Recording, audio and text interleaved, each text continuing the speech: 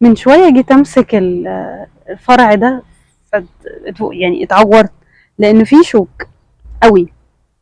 فافتكرت الراجل بتاع التين شوكه بيحب التين شوكه قوي. كان انا لو حاولت امسك التين انا اكيد ايديا بتتبهدل، بس هو عارف يتعامل معاها وبيقصها ويمسكها فهو ده اللي بيحصل للناس اللي بتقول بنتعامل مع النرجسي.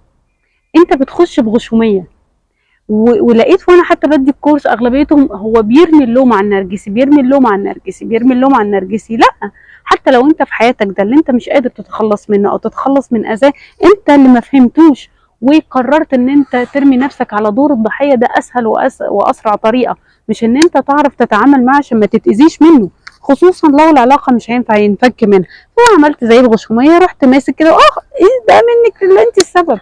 كان ممكن امسكها من هنا من غير ما اتعور، وكان ممكن ما امسكهاش اصلا، وكان ممكن اتعامل معاها ان انا اقعد ابص لها واحب فيها وكل حاجه، بس من غير ما اتاذي، من غير ما اكون لازم افرض شروطي بطريقه التواصل.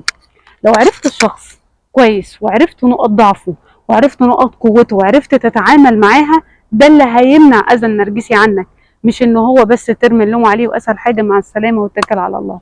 كان معاكم دينا.